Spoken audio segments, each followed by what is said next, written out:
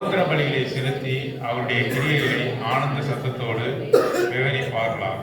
31வது வசனம். அவர்கள் கர்த்தரை அவருடைய கிருபை நிமித்தமும் மனுபுத்திரருக்கு அவர் செய்கிற அதிசயங்கள் நிமித்தமும் துதித்து என்று வாசிக்கிறோம். 107வது சங்கீதத்தில் ஒரு காரியம் திரும்ப திரும்ப சொல்லப்பட்டிருக்கிறது. அவரை துதிக்க வேண்டும், அவரை நாம் துதிக்க வேண்டும். கர்த்தரை அவருடைய கிருபை நிமித்தமும், அவர் நமக்கு கிருபையை காட்டியிருக்கிறார், அது நிமித்தமாக அவரை துதிக்க வேண்டும். மனுபுத்திரருக்கு அவர் செய்கிற அதிசயங்கள் நிமித்தமும், அதிசயங்களை அவர் செய்கிற கர்த்தர். நம்முடைய வாழ்க்கையில அவர் அதிசயங்களை செய்கிற கர்த்தர். என்ன விதமான அதிசயங்களை அவர் செய்தார் என்று சொல்லி சபையிலே கூடி நாம் அவரை துதிக்கிறவர்களாக காணப்பட வேண்டும். 2வது வசனத்தில் வாசிக்கும் போது, கர்த்தரால் சத்துருவின் கைக்கு நீங்களாக்கி மீட்கப்பட்ட ஜனங்கள் அவருடைய நாமத்தை சபையிலே சொல்லி ஆராதிக்க வேண்டும். ஆகவேதான் மனுபுத்திரருக்கு மனுஷர்களுக்கு அவர் செய்கிற நன்மைகளை விவரித்து, அதிசயங்களை விவரித்து அவரை துதிக்க வேண்டும் என்று சொல்லி இங்க நம்ம பார்க்கிறோம். 3ஆம் வசனத்துல, கிழக்கிலும் மேற்கிலும் வடக்கிலும் தெற்கிலும் பல தேசங்களிலிருந்து சேர்க்கப்பட்டவர்கள் அப்படி சொல்ல கடவர்கள். எல்லா திசையிலிருந்தும் அவருடைய ஜனங்களை அவர் என்ன செய்யறாரு?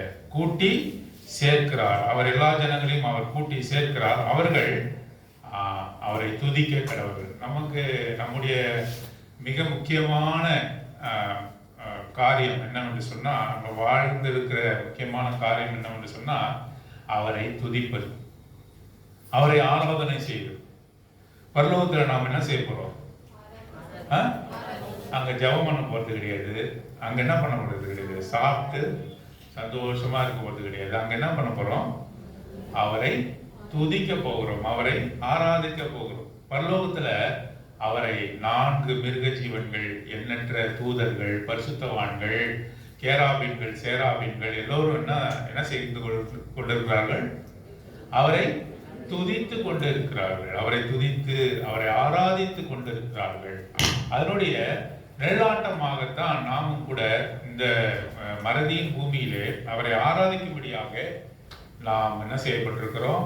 நாம் ஆயத்தமாகி கொண்டிருக்கிறோம். அவரை எப்படி ஆராதிப்பது, புதிய புதிய வார்த்தைகளை சொல்லி ஆராதிப்பது எப்படி என்று சொல்லி நாம் இங்கே ஆயத்தமாக இருக்கிறோம். ஆகவே ஒவ்வொரு ஞாயிற்றுக்கிழமையிலும் வீடுகளில் கர்த்தருடைய நாளில் நாம் சொல்லுகிற வார்த்தை ஒவ்வொரு தடவையும் மொனோட்டனஸ் அப்படின்னு சொல்லுவாங்க, ஒரே மாதிரியா இருக்கக்கூடாது. வேதத்தை இந்த வாரம் முழுதும் படிக்கிறீங்க, அநேக காரியங்களை அறிந்து கொள்கிறீங்க. ஆண்டவர் நம்முடைய வாழ்க்கையில என்ன செய்தார் என்று சொல்லி நம்ம ஆராய்ந்து அறிந்து புதிய விண்ணமாக நம்ம அவர் என்ன செய்யணும்? ஆராதிக்கணும். ஒரு சகோதரியை பார்த்தா, ஒரு சகோதரனை பார்த்தா இவர்கள் எப்படித்தான் ஆராதிப்பாங்கன்னு சொல்லி நம்ம முடிவு போடுறோம். ஏன்? வாரம் கிளிப்பில் சொல்ற மாதிரி அதே வார்த்தை அவங்ககிட்ட வருது. அப்படி இல்லை, அவர்கள் புதிய பாட்டை பாடினார்கள் என்று சொல்லி சொல்லப்பட்டிருக்கு. அப்படின்னா புதிய விதமாக புதிய வார்த்தைகளை சொல்லி நாம் ஆராதிக்கும். புதிய வார்த்தைகளை எப்படி கற்றுக்கொண்டிருப்பீர்கள்?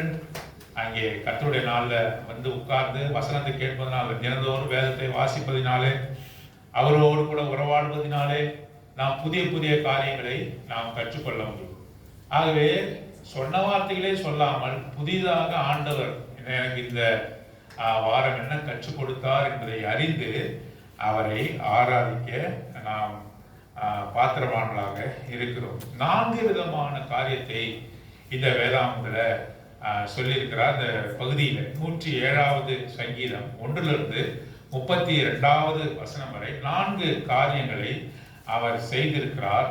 அதற்காக நாம் அவரை துதிக்க போகிறோம். முதல்ல நம்ம வாசிக்கிறோம் 4ஆம் வசனத்துல, அவர்கள் தாபரிக்கும் ஊரை காணாமல் வனாந்தரத்திலே அவாந்தர வழியாய் பசியாகவும் தாகமாகவும் ஆத்துமா தோய்ந்ததாகவும் அலைந்து திரிந்தார்கள். தங்கள் ஆபத்திலே கர்த்தரை நோக்கி கூப்பிட்டார்கள். அவர்கள் இக்கட்டிலிருந்து அவர்களை விடுவித்தார். தாவரிக்கும் ஊருக்கு போய் சேர அவர்களை செவ்வையான வழியை நடத்தினார்.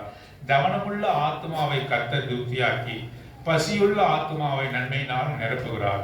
அவருடைய கிருபை நிமித்தமும் மனுபுத்திரருக்கு அவர் செய்கிற அதிசயங்கள் நிமித்தமும் அவரை துதிப்பார்களாக.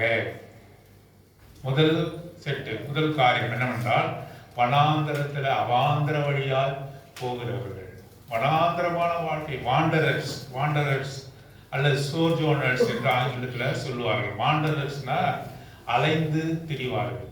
பாருங்க, பாலைவனமான பகுதியில வழி தெரியாமல் நாம் அகப்பட்டு கொண்டால் நம்மளுடைய நிலைமை என்னவாகும்? நாலு பக்கமும் நம்ம போனாலும் கூட ஒரே மணல் திட்டா இருக்குது என்று வைத்துக் கொள்ளுங்கள்.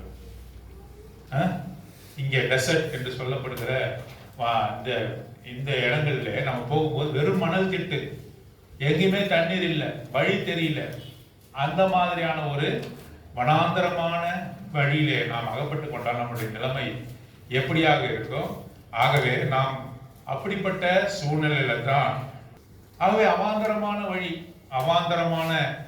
என்ற வனாந்தர வழி, வனாந்தர வழியிலே சாலிட்டரி லைஃப் என்று சொன்னால் அங்கே தனிமையாக இருக்கும். துணைக்கு யாருமே இல்லை. துணைக்கு யாரும் இல்லாத இடங்கள்ல இந்த விதமான பாலைவனத்துல ஒரு மனுஷன் மாட்டிக்கொண்டா அவனுடைய நிலைமை என்ன? அதுதான் அங்க சொல்றாரு. நம்ம வாசிக்கும் போது, அவர்கள் தாபரிக்கும் ஊரை காணாமல் வனாந்தரத்திலே அவாந்தர வழியாய் போனார்கள். அப்படிப்பட்ட நிலைமையில் தான் நாமும் கூட காணப்பட்டோம். நம்முடைய வாழ்க்கை எப்படி இருந்தது? நம்ம போய் சேர வேண்டிய ஊர் எது என்று தெரியவில்லை. மறிக்க வேண்டியவர்களாக நாம் காணப்பட்டோம். பசியாகவும் தாகமாகவும் ஆத்மா தோய்ந்ததாகவும் அலைந்து திரிந்தார்கள். எப்படி போனாலும் வழி தெரியல, எப்படி போனாலும் வழி கண்டுபிடிக்க முடியல. போய் சேர வேண்டிய டெஸ்டினேஷன், போய் சேர வேண்டிய இடத்திற்கு வழி தெரியாம இருந்தாங்க. எப்படியா இருக்கிறார்கள்? அந்த கானகத்திலே வனாந்தரத்திலே அவர்கள் இருக்கும்பொழுது பசியா இருக்கிறாங்க, தாகமா இருக்கிறாங்க, போய் சேர வேண்டிய இடம் தெரியல. அவர்கள் அலைந்து திரிகிறவர்களாக காணப்பட்டார்கள். அப்பொழுது அவர்கள் என்ன செய்தார்கள்? கர்த்தரை நோக்கி கூப்பிட்டார்கள். தங்கள் ஆபத்திலே கர்த்தரை நோக்கி கூப்பிட்டார்கள். மடிந்து விடுவோமோ என்ற நிலைமை. அதிலே கர்த்தரை நோக்கி கூப்பிட்டார்கள். உடனே என்ன செய்தாரு? கர்த்தர் பொறுமையா இருந்தாரா? உடனடியாக வசனம் வந்து பாருங்க. அவர்கள் இக்கட்டிலிருந்து அவர்களை விடுவித்தார். நம்மை கூட என்ன செய்தாரு? விடுவிக்கிற தேவன். அவாந்தர வழியிலே வனாந்தரத்திலே பசியாகும் தாகமாகும் யாரும் தேற்றுவாரற்ற நிலைமையிலே நாம் இருக்கும்பொழுது நம்மை அவர் என்ன செய்கிறாரு? காப்பாற்றுகிற தேவனாக இருக்கிறார். எப்பொழுது? அவரை நாம் கூப்பிடும் பொழுது அவரை நம்மை காப்பாற்றுகிற தேவனாக. தாவரிக்கும் ஊருக்கு போய் சேர அவர்களை செவ்வையான வழியிலே நடத்தினார். எந்த இடத்துக்கு நீ போய் சேரணுமோ அந்த இடத்துக்கு அவர் என்ன செய்தாரு? அவரே அவர்களை வழி நடத்தின தேவனாக இருக்கிறார். தவனமுள்ள ஆத்மா அப்படின்னா என்ன? தவனம் என்றால் என்ன? லாங்கிங். பசியா இருக்கும் பொழுது, தாகமா இருக்கும் பொழுது நமக்கு என்ன ஏற்படும்? தவனம் என்று சொன்னா தண்ணி எப்படியாவது குடிக்கணும்ன்ற ஒரு டிசைர். அதுதான் தவனம் என்று சொல்லுவார்கள் இல்லையா? Longing to drink water. தண்ணீரை ரொம்ப தாகத்தினால் இருக்கும்பொழுது அந்த தண்ணீரை குடிக்கும்படியாக நாம் என்ன செய்வோம்? ரொம்ப அலைந்து திரிவோம் இல்லையா? ஆகவே தவனமுள்ள ஆத்மாவை கர்த்தர் திருப்தியாக்கி பசியுள்ள ஆத்மாவை நன்மையினாலே நிரப்புகிறார். இது முதல்ல காரியம். முதல்ல நம்ம வாசிக்கும் பொழுது நம்முடைய வாழ்க்கையில வனாந்தரமான வாழ்க்கை, வனாந்தரம் என்று சொல்லும் பொழுது அது எதை குறிக்கிறது? டெசர்ட் லைஃப் என்று நாம் பார்க்கணும். அதுல அவாந்தரமாய் சாலிட்டரி லைஃப், தனியாக இருக்கிறோம். யாரும் நமக்கு உதவி இல்லாத நிலைமையில நாம காணப்படும். அப்படி இருக்கும்பொழுது ஆபத்திலே அவரை கூப்பிட்டோம். அவர்தாமே நம்முடைய சத்தத்தை கேட்டு நம்மை விடுவித்தார். He delivered us என்று இங்க பார்க்கணும். இது முதலாவது காரியம். இரண்டாவது நாம் பார்க்கும் பொழுது வாசிங்க, அந்த காலத்திலும் 11ஆம் வசனம். அந்த காலத்திலும் மரண இருளிலும் வைக்கப்பட்டிருந்த ஒடுக்கத்திலும் இரும்பிலும் கட்டுண்டு கிடந்தார்கள். அவர்களுடைய இதயத்தை அவர் வருத்தத்தால் தாழ்த்தினார். சகாயம் இல்லாமல் விழுந்து போனார்கள். தங்கள் ஆபத்திலே கர்த்தரை நோக்கி கூப்பிட்டார்கள். அவர்கள் இக்கட்டிலிருந்து அவர்களை நீங்களாக்கி ரட்சித்தார். அந்த காலத்திலும் மரணத்திலும் இருந்த அவர்களை வெளிப்பட பண்ணி அவர்கள் கட்டுகளை அறுத்தார். கர்த்தர் வெண்கல கதவுகளையும் உடைத்து இருப்பு தாழ்பாள்களையும் முறித்தார் என்று அவருடைய கிருபை நிமித்தமும் மனுபுத்திரருக்கு அவர் செய்கிற அதிசயங்கள் நிமித்தமும் அவரை துதிப்பார்களாக. இரண்டாவது காரியம் சொல்லப்பட்டிருக்கிறது. இரண்டாவதாக ஸ்லேவ்ஸ், அடிமையினுடைய வாழ்க்கை குறிக்கப்பட்டிருக்கு. முதல்ல நம்ம வாசித்த பகுதி எதை குறிக்கிறது? அலைந்து திரி வாண்டரர்ஸ் என்று பார்க்கிறோம், சோஜோனர்ஸ் என்று பார்க்கிறோம். வனாந்தரத்திலே அவர்களுடைய வழியை குறித்து நாம் பார்க்கிறோம். நம்முடைய வாழ்க்கையில இப்படிப்பட்ட ஒரு காரியம் தான் பசியாகவும் தாகமாகவும் இருக்குது. தவணமுள்ள ஆத்மாவை திருப்தி ஆக்கினார், அவரை நோக்கி கூப்பிட்டோம், அவர் என்ன செய்தாரு? நமக்கு பதிலளித்தார் என்று சொல்லி பார்க்கிறோம். இரண்டாவது காரியம், அங்கே அடிமையினுடைய வாழ்க்கையை குறித்து சொல்லப்பட்டிருக்கிறது. அவர்கள் எங்க இருந்தார்கள்? அங்க இரும்பிலும் கட்டுண்டு கிடந்தார்கள். இரும்பு என்று சொல்லும்போது அது சிறைசாலையை குறிப்பிடுகிறது. அந்தகாரம், அங்கே வெளிச்சம் இருக்குமா? வெளிச்சம் இருக்குமா? ஜெயிலில் வெளிச்சம் இருக்குமா? இருக்காது இல்லையா? அங்க சிறைசாலையில வெளிச்சம் இருக்காது. ஆகவே அந்த காலத்திலும் மரண இருளிலும் வைக்கப்பட்டிருந்து ஒடுக்கத்திலும் இரும்பிலும் கட்டுண்டு கிடந்தார்கள். அங்கே சிறைசாலை ஒருத்தனை போட்டாங்க, ரொம்ப சந்தோஷமா இருப்பானா? ஒடுக்கம் இருக்கும், நெருக்கம் இருக்கும், வெளிச்சம் இருக்காது, அந்தகாரம் இருக்கும். அந்த இடத்துல அவர்கள் எப்படி இருந்தாங்க? கட்டுண்டு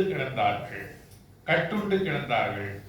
அவருடைய இருதயத்தை அவர் வருத்தத்தால் தாழ்த்தினால் சகாயம் இல்லாமல் விழுந்து போனார். அவருக்கு உதவி செய்வார் ஒருவரும் இல்லை, அவர்களுக்கு உதவி செய்வார் ஒருவரும் இல்லாமல் இருந்தார்கள்.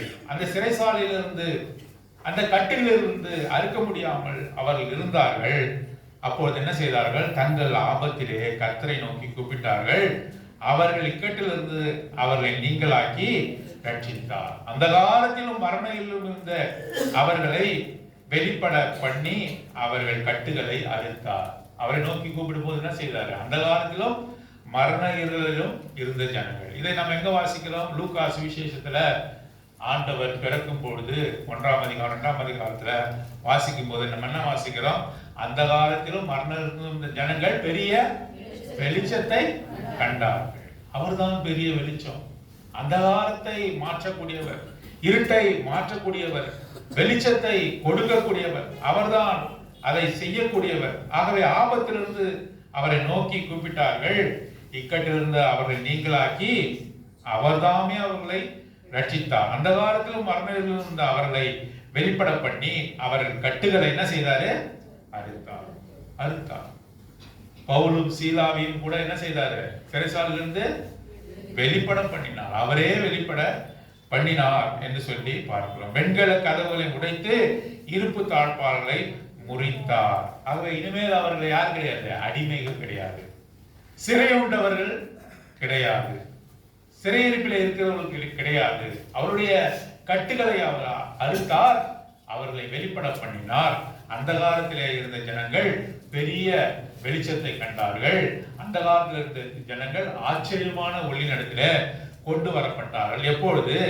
ஆபத்திலே இருக்கும் பொழுது அவரை நோக்கி கூப்பிட்டவர்களுக்கு அப்படியாக அவர் செய்தார். நாம கூட ஒரு நாள்ல பாவத்தின் நிமித்தமாக இருளிலே இருந்தோம், அந்த காலத்தில் இருந்தோம், நம்மை ரட்சிக்க கூடாதபடி நாம் கட்டுண்டவர்களாக இருந்தோம், ஒரு மனுஷனும் நமக்கு உதவி செய்ய முடியாத நிலைமையில இருந்தோம்.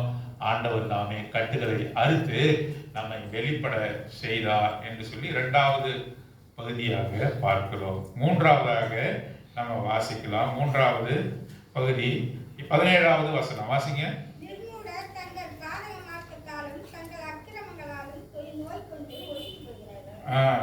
17வது வசனம் ஆங்கிலத்தில் வாசிங்க. 107:17. Fools தங்கள் வாசிங்க. Fools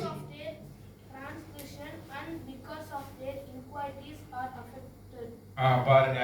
இந்த இந்த யார் நிர்மூடர் என்றால் யார்? அவர்கள் முட்டாள்கள். முட்டாள்கள் போட்டிருக்கு, என்ன போட்டிருக்கு? நிர்மூடர், அறிவில்லாதவர்கள் என்று அவர்களை குறித்து நாம் வாசிக்கிறோம். அவர்கள் என்ன செய்கிறார்கள்? ஆண்டவரை தங்களாகவே கண்டுபிடிக்க முடியாதவர்கள், ஆண்டவரிடத்திலே தாங்களாகவே போக முடியாதவர்கள். அவர்கள் அந்த நிர்மூடர்கள் எப்படிப்பட்ட காரியம் அவருக்கு வந்தது? நோய் வந்தது. நோய் கொண்டு ஒடுங்கி போனார்கள். நோய் வந்தவர்கள் எப்படி சந்தோஷமா இருப்பாங்களா? ஆரோக்கியமா இருப்பாங்களா? எப்படி இருப்பாங்க? நோய் வந்தவர்கள் சாப்பிட முடியாமல் எப்படி போவாங்க? ஒடுங்கி போவார்கள். அவர்கள் ஆத்துமா சகல போஜனத்தையும் அரோசிக்கிறது. நோய் கொண்டவர்கள் மத்தியில போய் நல்ல பதார்த்தத்தை சரி, பதார்த்தம்னா உங்களுக்கு புரியாது. பிரியாணியை வைத்தா சாப்பிடுவாங்களா? சாப்பிட முடியுமா? ரொம்ப ஒருத்தருக்கு பிடிச்ச உணவை நல்லா ஹை ஃபீவரா இருக்கும் பொழுது சாப்பாடா பார்த்தாவே கொமட்டிக்கிட்டு வருது, நல்ல சாப்பாடா அந்த சமயத்தில் போய் கொடுத்தாங்கன்னா என்ன பண்ணும்? அவங்க பிடிக்குமா? வெறுப்பார். சாப்பாட்டை வெறுக்க மாட்டார். யாரை வெறுப்பாரு? கொண்டு வந்தோன்னா அடிச்சிடலாமான்னு தோணும். எப்போ எடுத்து வந்து கொடுக்குறான் பாருங்க சாப்பாடை. நல்லா ஆரோக்கியமா இருக்கும்போது வாங்கி கொடுக்காம இப்போ எனக்கு கொடுக்குறான் பாருங்க சாப்பாடுன்னு சொல்லி சாப்பாட்டை கொண்டு வந்தவனை பத்தி ரொம்ப கோபம் வரும். தனக்கு உடம்பு சரியில்லை என்பதை குறித்து கோபம் வரும். ஆகவே சகல விதமான உணவு பதார்த்தங்களையும் அவர்கள் என்ன செய்யறாங்க? அரோசித்தினா வெறுத்து. ஏன் வெறுக்கிறாங்க? அவர்கள் நோய் கொண்டவர்கள். அவர்கள் யாரு? நோய் கொண்ட நிர்மூடர், நோய் கொண்டவர்கள். அவர்கள் ஆத்மா சகல போஜனத்தையும் அரோசிக்கிறது. அவர்கள் மரணவாசல் பரியந்தமும் சமீபிக்கிறார்கள். நோய் கொண்டவர்களுடைய முடிவு என்ன? கவனிக்காம விட்டாங்க. நோய் கொண்டவர்களுடைய முடிவு என்ன? ஆரோக்கியமா ஆயிடுவாங்களா? என்ன பண்ணாங்க? மரணவாசல் வரையும் அந்த நோயானது கொண்டு போகுது. ஆரோக்கியம் அவர்களுக்கு தரப்படவில்லை என்று சொன்னால், அவர்களுக்கான ஆரோக்கியத்தை கொடுக்கவில்லை என்று சொன்னால், அவர்கள் என்ன சாப்பிடாமல் இருந்து அவர்கள் நோய் முற்றி என்ன பண்ணுவாங்க? மரணவாசல் வரைக்கும் மரணத்துக்கு ஏதுவாக அவர்கள் விரைவார்கள், மரணத்தை அடைவார்கள் என்று சொல்லி பார்க்கிறோம். அப்படிப்பட்டவர்கள் என்ன செய்கிறார்கள்? தங்கள் ஆபத்திலே கர்த்தரை நோக்கி கூப்பிடுகிறார்கள். அவர்கள் இக்கட்டுகளுக்கு அவர்களை நீங்களாக்கி ரட்சிக்கிறார். அவர் தமது வசனத்தை அனுப்பி, மருந்தை அனுப்பி நான் சொல்றாங்க, என்னத அனுப்புறாரு? அவர் தமது வசனத்தை அனுப்பி அவர்களை குணமாக்கி அவர்களை அழிவுக்கு தப்புவிக்கிறார். வசனத்தை கொடுத்து எசேக்கியாவுக்கு என்ன சொல்றாரு? நீ மரிப்பாய் என்று சொல்றாரு. அவன் மனம் கசந்து அழுகுறான். எசேக்கியா யார்? ஒரு சாதாரண மனுஷனா? யார்? ராஜா. அந்த ராஜா நீ மரித்து போவாய் என்று சொன்ன உடனே அவனுடைய ராஜாங்கத்துல அதிகமான வைத்தியர்கள் இருந்திருக்க கூட இல்லையா? டாக்டர்ஸ். உடனே எனக்கா மரணம் வரும் இப்ப பாரு சொல்லி வைத்தியர்களை கூப்பிட்டு மருந்து மாத்திரைகளை எடுத்துக்கொண்டு அவன் என்ன செய்ய முடியும்? குணப்பட முடியும். ஆனாலும் கர்த்தர் சொன்னார், நீ மரித்து போவா என்று எசேக்கியாவுக்கு சொன்ன போது இது யார் கொடுத்த தண்டனை என்று உணர்ந்தான்? ஆண்டவரே கொடுத்த தண்டனை உணர்ந்து வைத்தியராலதான் இதெல்லாம் குணப்படுத்த முடியாதுன்னு சொல்லி அவன் என்ன பண்றான்? மனம் கசந்து சோற்றுல முட்டி கொண்டு என்ன செய்யறான்? அவன் அழறான். அங்கே அவன் அழுத போது, மனம் கசந்து அழுத போது கர்த்தர் உடனே அந்த தீர்க்கதரிசி திரும்பமாக அனுப்பி அவனுடைய வாழ்க்கையில நாட்களை நீடிக்க செய்தார். அவர்தான் குணமாக்கினார். எசேக்கியாவை யார் குணமாக்குனது? ஆண்டவர் தான் குணமாக்கு. மருந்து மாத்திரை இல்லை. அவருடைய வசனத்தை அனுப்பி என்ன செய்வாரு? அவர் வசனத்தை அனுப்பி அவரை குணமாக்கி அவர்களை அழிவின் பாதைக்கு தப்புவிக்கிறார். அதனால் அவங்க என்ன செய்யறாங்க? அவர்கள் கர்த்தரை அவருடைய கிருபை நிமித்தமும் மனுபுத்திரருக்கு அவர் செய்கிற அதிசய நிமித்தமும் துதித்து பாருங்க. இப்படி குணமாக்கப்பட்டவர்கள் என்ன செய்கிறார்? உடனே என்ன பண்றாங்க? ஆண்டவருக்கு நன்றி செலுத்துறாங்க. அவர் நாமத்தை உயர்த்துறாங்க. மனுபுத்திரராகிய எங்களுக்கு இவ்விதமான நோயினாலே பிடிக்கப்பட்டிருந்த எங்களுக்கு நல்ல குணத்தை கொடுத்தீரே என்று சொல்லி அவர் செய்த அதிசயங்களுக்காக அவர் என்ன செய்யறாங்க? அவருக்கு நன்றி செலுத்துகிறார். ஸ்தோத்திர பலிகளை செலுத்தி 22ஆம் வசனம் அவருடைய கிரியைகளை ஆனந்த சத்தத்தோடு விவரிப்பார்களாக. அவர் தனக்கு செய்த நன்மைகள் என்ன செய்வாங்க? வாயை மூடிக்கொண்டு வீட்டிலே உட்கார்ந்து இருப்பாங்க. அவரிடத்தில் எல்லா நன்மையும் பெற்றுக்கொண்டு அவர் உன்னுடைய வாழ்க்கையை குணமாக்குகிறார், உன்னுடைய நோயை குணமாக்குகிறார். அலைந்து திரிகிற உன்னை அவர் என்ன செய்யறது? தாவரிக்கும் ஸ்தலம், நீ போய் சேர வேண்டிய இடத்தை காட்டுகிறார். எந்த இடத்துக்கு போகணும்னு தெரியாம பசியாலும் தாகத்தாலும் திரிந்து கொண்டிருக்கிற உனக்கு நீ போய் சேர வேண்டிய இடத்தை காட்டுகிறார். இரண்டாவதாக அவர் என்ன செய்கிறார்? அவர் நோயுள்ள உன்னை அவர் தன்னுடைய வார்த்தையை அனுப்பி குணமாக்குகிறார். அது மாத்திரமல்ல, சிறையிருப்பிலே இருக்கக்கூடிய அடிமை ஆகிய நம்மை அவர் என்ன செய்தாரு? கட்டுகளை அறுத்து விடுதலை ஆக்குகிறார். இதெல்லாம் பெற்றுக்கொண்ட நாம் என்ன செய்ய போறோம்? வாயை மூடிக்கொண்டு இருக்க போறோம். ஒவ்வொரு சம்பவமும் நடந்து முடிந்த பிறகு வருகிற வசனத்தை தான் முதலாவதாக வாசித்தோம். அது என்ன வசனம்? அவர்கள் யார் விடுதலை பெற்றார்களோ, யார் நோயிலிருந்து குணமானார்களோ, யார் சிறையிருப்பிலிருந்து அவர்களை திருப்பினாரோ அவர்கள் கர்த்தருடைய அவருடைய கிருபை நிமித்தமும் மனுப்புத்தருக்கு அவர் செய்கிற அதிசயங்கள் நிமித்தமும் அவரை நம்ம எதுக்காக இங்க வந்திருக்கோம்? ஒருத்தர் விசாரிச்சுட்டு நம்ம வந்து சாப்பிட்டு போறது வந்திருக்கோம். எதுக்காக வந்திருக்கிறோம்? அவரை ஆராதிக்கும்படி, வாயை திறந்து 2 வார்த்தை சொல்லி ஆராதிக்கும்படியா இந்த விதமான காரியம் நம்முடைய வாழ்க்கையிலே கூட அவர் செய்கிறார். 4வது செட்டப் பார்க்கலாம். கப்பலேறி 23வது வசனம். கப்பலேறி கடல் யாத்திரை பண்ணி திரளான தண்ணீர்களிலே தொழில் செய்கிறார்களே. இங்க செயிலர்ஸை குறித்து நம்ம பார்க்கிறோம். முதல் எஸ் என்ன? சோஜோனர்ஸ் ஆர் வாண்டரர்ஸ். முதல் எஸ் என்ன? இங்கிலீஷ் ஆல்பபெட்ல முதல் எஸ், அதுக்கு என்ன அர்த்தம்? சோஜோனர்ஸ். அப்படின்னா அவர்கள் அலைந்து திரிகிறவர்கள், தங்களுக்கென்று ஒரு நிலையான நகரம் இல்லாதவர்கள், அவர்கள் தங்கி தாபரிக்கும்படியான இடத்தை காட்டுகிறார். 2வது எஸ், அதுக்கு என்ன அர்த்தம்? ஸ்லேவ்ஸ், அடிமைகள், சிறையில் இருக்கக்கூடியவர்கள். 3வது எஸ் யாரு? சிக்னஸ், நோயுண்டவர்கள். நிர்மூடர், அவர்களுக்கு என்ன இருக்கிறது? நோய் உண்டவர்கள், நோய் இருக்கிறவர்கள், நோயினாலே பீடிக்கப்பட்டவர்கள், அவர்களை தம்முடைய வார்த்தை அனுப்பி குணமாக்குகிறார். இந்த 4வது எஸ் ஆல்பபெட், இங்கிலீஷ் ஆல்பபெட்டோட 4வது எஸ் எதை குறிக்கிறது?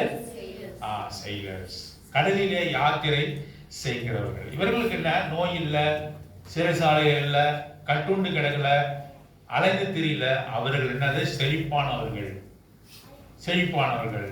பாருங்க, இந்த செயிலர்ஸ், இந்த கப்பல்ல போறவங்க ஏழையா இருந்து பாத்துக்கிறீங்களா? இல்ல, கடலோடி என்ன பண்றாங்க? திரவியம் தேடுறாங்க. திரவியம் ட்ரெஷர்ஸ் அர்த்தம்.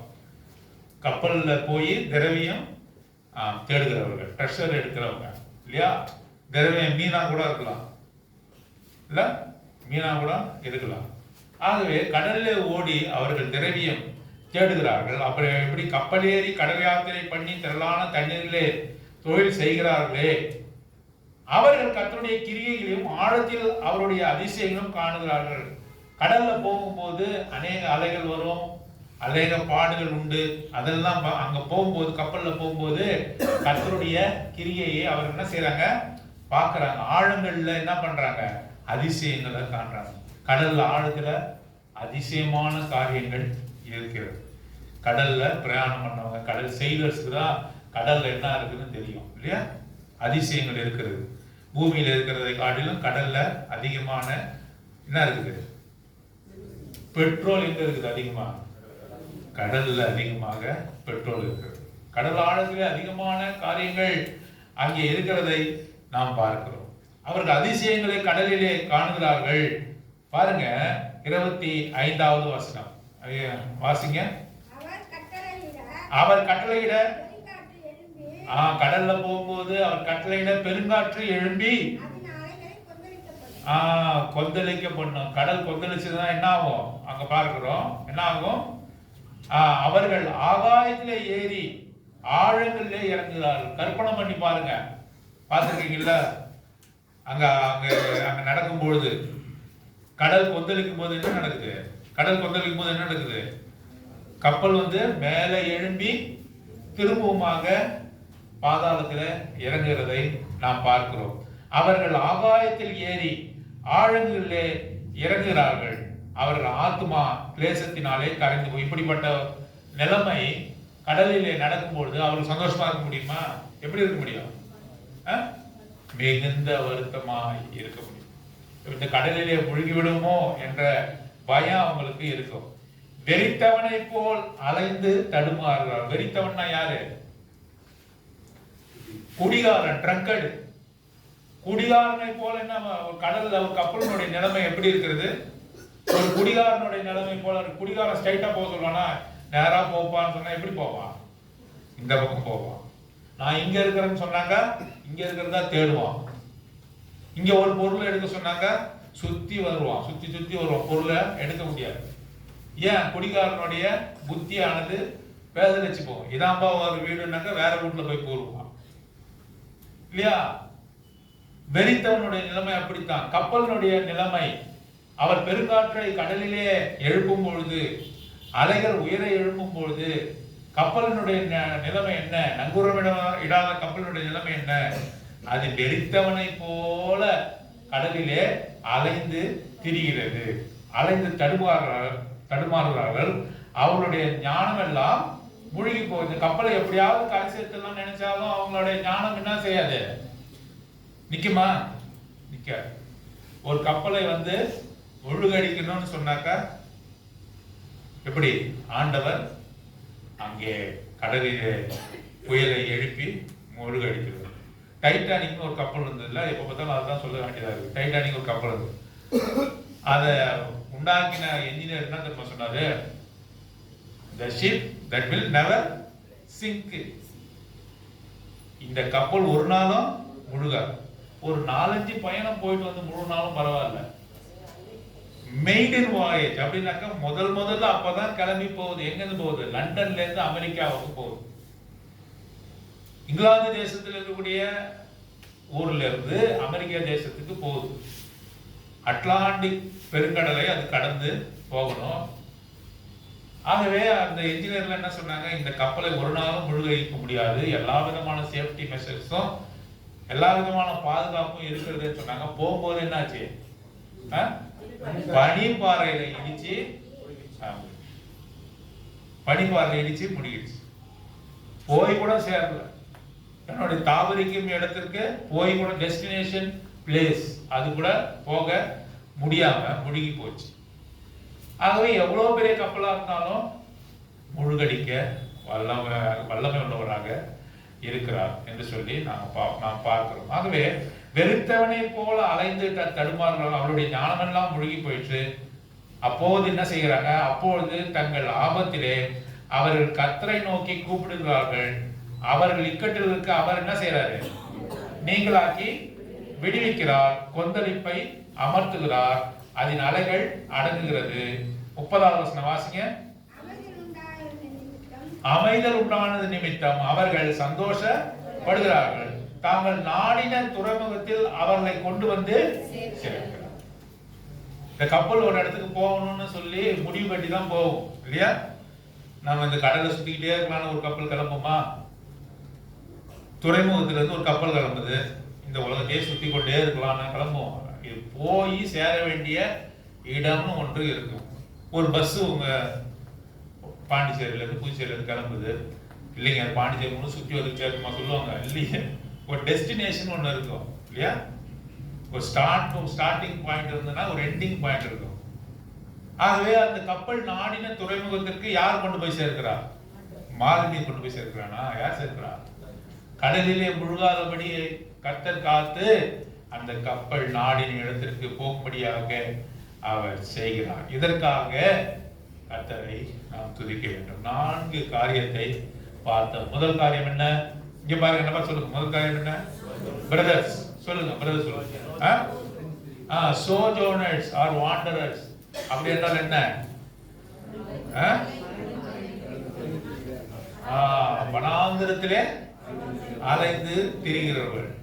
அவாந்திரமாய் திரிகிறவர்கள். Solitary life. யாருக்குமே உதவி கிடையாது. பசியாகவும் தாகமாகவும் அவர்கள் வழி தெரியாமலோ அவர்கள் திரிகிறார்கள். அப்போது என்ன செய்தார்கள்? அவர்கள் பிரதர்ஸா சொல்லணும். என்ன செஞ்சாங்க? தூங்கிட்டாங்களா? என்ன பண்ணாங்க? வழி தெரியாம வனாந்தரத்துல அவர்கள் அலைந்து திரியும் போது என்ன செய்தாங்க? ஆபத்திலே சொல்லுங்க. அவருக்கு ஆபத்து வந்துருச்சு. இப்ப தங்கள் உயிர் போய்விடும் என்ற ஆபத்து வந்துருச்சு. கர்த்தரை நோக்கி கூப்பிட்டார்கள். அப்ப என்ன செய்தாரு? அவருடைய இக்கட்டில இருந்து அவரை விடுவித்து அவர்கள் தாபரிக்கும் இடத்திற்கு போகும். தாபரிக்கும் இடம் என்ன அர்த்தம்? அவர் போய் சேர வேண்டிய இடத்துக்கு அவர் என்ன பண்ணாரு? கொண்டு போனார். இது சோஜோனர்ஸோடைய நிலைமை. இரண்டாவதான என்ன? சிஸ்டர்ஸ், ஸ்லேவ்ஸ், அடிமைகள். அடிமைகள் எங்க இருந்தாங்க? சிறைசாலையில், இரும்பிலே இருந்தார்கள். இரும்பு என்று சொல்லும் பொழுது அங்கே சிறைசாலையை குறிக்கிறது. கட்டுண்டு இருந்தார்கள். சிறைசாலை எப்படி இருந்தது? இருமாதான் இருந்தது. அடுத்தது என்ன? இருட்டா இருந்தது. அந்தகாரமாக இருந்தது. ஆகவே அந்த இடத்துல ஆண்டவர் என்ன செய்தாரு? அதற்கு முன்பாக அவர்கள் ஆபத்திலே கர்த்தரை நோக்கி கூப்பிட்டார்கள். அவர் என்ன செய்தாரு? இரும்பு தாழ்பால்களை உடைத்தார், கட்டுகளை அறுத்தார், அவர்களை வெளியே கொண்டு வந்தார். ஆகவே அவர்கள் என்ன செய்தார்கள்? கர்த்தரை துதித்தார்கள். முதல்ல பிரேயர் பண்றாங்க. எதற்கு ஜெபம் பண்றாங்க? நாங்கள் ஆபத்திலிருந்து காப்பாற்றப்பட வேண்டும் என்று சொல்லி ஜெபம் பண்றாங்க. அவர் காப்பாற்றுகிறார். பிறகு என்ன செய்யறாங்க? வீட்டுக்கு போனார்கள். அப்படியா இருக்கு? என்ன அவரை துதித்தார்கள் என்று. ஜெபம் பண்றோம், ஆண்டவர் அதை கேட்டாரு, நம்முடைய கூக்குரலை கேட்டாரு, ஆபத்தில் நமக்கு உதவி செய்தாரு. அப்போ நாம் என்ன செய்ய வேண்டும்? அவரை என்ன செய்யணும்? துதிக்க வேண்டும், அவருக்கு நன்றி செலுத்த வேண்டும். ஒவ்வொரு சம்பவத்துக்கு பிறகும் அவர்கள் துதித்தார்கள் என்று சொல்லி நாம பாருங்க. ஸ்தோத்திர பலியை செலுத்தினார். கர்த்தருக்கு ஸ்தோத்திர பலியும் துதியும் அவர் செலுத்தினார்கள் என்று சொல்லி பாருங்க. நன்றி கட்ட ஜனங்களாக அவர்களை நன்றியை அவருக்கு செலுத்தினார்கள். மூன்றாவது எஸ்க்கு என்ன அர்த்தம்? சிக்னஸ். அங்க இந்த நோய் எப்படிப்பட்ட நோய்? மரணத்துக்கு முன்னாடி என்ன நான் சொன்னேன்? எதுவுமே என்ன பண்ண முடியல, சாப்பிட முடியல. எதுவுமே அவங்களால எல்லா வகையான உணவையும் அரோசித்து மரணவாசல் வரையும் என்ன பண்ணாங்க? அந்த நோயினாலே பீடிக்கப்பட்ட நிர்மூடர் வந்தார்கள். அப்பொழுது அவங்க என்ன செய்றாங்க? ஆபத்துன்னு சொல்லணும். அந்த ஆபத்திலே கர்த்தரை நோக்கி கூப்பிட்டார்கள். அவர் என்ன செய்தாரு? வசனத்தை அனுப்பி அவர்களை குணமாக்கினார். எசேக்கியா ராஜாவை குறித்து வாசிக்கிறோம். நோயினால் பீடிக்கப்பட்டிருந்தவனை வசனத்தை அனுப்பி அவனை குணப்படுத்தினார் என்று சொல்லிப்பார். அடுத்து எஸ் சிஸ்டர்ஸ் சொல்லுவீங்க நினைச்சா செயிலர்ஸ். ஆகவே பாலுமிகள் அவர் என்ன செய்யறாங்க? அவருக்கு ஏதாவது நோய் இருக்குதா? அவர் வனாந்திரத்துல அலைஞ்சிட்டு இருந்தார்களா? இல்லை செரிசால இருந்தாங்களா? அவருக்கு சந்தோஷமா தான் இருந்தாங்க. ஏன் சந்தோஷமா இருந்தாங்க? அதிசயங்களை பார்க்கிறாங்க. கடல்ல என்ன பண்றாங்க? முத்தெடுக்கிறாங்க. கடல்ல பொக்கிஷங்கள்லாம் அவங்கள அள்ளி கொண்டிருக்கிறாங்க. அப்படி ஒரு சந்தோஷமான வாழ்க்கை அவங்களுக்கு கொடுக்கப்பட்டிருந்தாலும் கடல்ல என்னத்தை அனுப்புறாரு? கடல்ல அலை அனுப்புனது சாத்தானா? ஆண்டவரே என்ன பண்றாரு? உன் வாழ்க்கையில சோதனையும் புயலையும் அனுப்புறாரு. யாரு அனுப்புறாரு? எல்லாத்தையும் பிசாசு ஒரு ஏஜென்ட் தான். இதை அனுமதிக்கிறவர் யாரு? ஆண்டவர் தான். அவர் என்ன செய்யறாரு? காயத்தை உண்டு பண்ணி, பிசாசு காயத்தை உண்டு பண்ணுகிறா, அவர் காயத்தை கட்டுறாரு? இல்ல, அவரே காயத்தை உண்டு பண்ணி என்ன செய்யறாரு? அவர் தான் காயத்தை கட்டுறாரு. ஏன் பிரதர் காயத்தை உண்டு பண்ணி காயத்தை ஏன் அவர் கட்டணும்? என்ன காயப்படுத்தாமலே இருக்கலாமே. எனக்கு ஏன் அவர் காயப்படுத்துறாரு? ஏன்னாக்கா அப்படி அடிச்சாதான் அடியாத மாடு அப்பா அடியாத மாடு படியாது. அடிச்சாதான் நீ என்ன பண்ணுவ தெரியும். என்ன தெரியும்? நிழல் நறுமை வெயிலுக்கு போனாதான் தெரியும். வெயிலையும் கொஞ்ச நேரம் உன்னை அதை வாட்டினாதான் ஐயோ நிழல் எப்படி இருக்குது அப்படின்னு உனக்கு தெரியும். ஆகவே அவர் என்ன செய்யறாரு? நீ நேராக நடக்கும்படியாக, நீ ஆண்டவரை தேடும்படியாக உனக்கு எல்லாவற்றையும் சம்பூர்ணமா கொடுத்தாருன்னு வச்சுங்க. ஆசீர்வாதத்தையும் ஐஸ்வர்யத்தையும் நோய் இல்லாத தன்மையும் கவலை இல்லாத தன்மையும் வாழ்க்கைய குடும்பத்துல சமாதானத்தையும் சந்தோஷத்தையும் எல்லாத்தையும் வச்சாருன்னா நீ என்ன பண்ணுவ? ஆண்டவரை மறுதலிப்ப. நீ ஆண்டவரை மறந்துடுவ, வசதியா மறந்துடுவ. ஒரு நாள் ஆண்டவரை தேட மாட்டேன். ஆகவே அவர் என்ன செய்யறாரு? காயத்தை உண்டு பண்ணி ஐயோ ஆண்டவரே வலிக்குதுன்னும் போது ஓடி என்ன பண்றாரு? காயத்தை கட்டுகிற தேவனாக இருக்கிறார். ஆகவேதான் அவர்கள் ஆபத்தில் அவரை நோக்கி கூப்பிட்டார்கள். என்ன செய்யறது? எல்லாம் சம்பூர்ணமா இருந்தது. செயலர்ஸுக்கு, இந்த மாலுமிகளுக்கு எல்லாமே சம்பூர்ணமா இருந்தது. ஆனாலும் கூட கடல்ல என்ன கொண்டு வந்தாரு? அலைகளை கொண்டு வந்து முழுகும்படியாக செய்தார். முழுகும் தருவாயிலே அவர்கள் ஆபத்திலே கர்த்தரை நோக்கி கூப்பிட்டார்கள். கொந்தளிப்பை அமர்த்துகிறார். அதன் அலைகள் அடங்குகிறது. ஆகவே அந்த கப்பல் நாடின துறைமுகம், பரலோகம். அந்த நம்முடைய நோக்கம் என்ன? கர்த்தருடைய இருப்பிடம் நாடின துறைமுகத்திற்கு போய் சேரும்படியாக அவர் செய்கிறார். ஆகவே ஜபம் இருக்கிறது. அந்த ஜபத்தில ஆபத்து நாட்களில் கர்த்தரை நோக்கி இந்த ஜனங்கள் கூப்பிட்டார்கள்.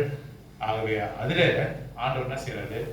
அவருடைய இரக்கத்தை அனுப்பி நன்மைகளை அனுப்பி அவர் என்ன செய்யறாரு, அவர்களை துதிக்கும்படியாக செய்கிறார். அவரை நோக்கி துதிக்கும்படியாக செய்கிறார். நம்முடைய வாழ்க்கையில் அநேக உபத்திரவங்கள், கஷ்டங்கள், பாடுகள், நோய்கள், மனாந்தரமான தன்மை, இப்படிப்பட்ட சூழ்நிலை இருந்தாலும் கூட நாம் ஒரு நாள் கர்த்தரை நோக்கி கூப்பிடும் போது அவர் என்ன செய்யறாரு, அவருடைய வார்த்தையை அனுப்பி நமக்கு ஆறுதலையும் தேர்தலையும் குணத்தையும் கொடுக்கிறார்.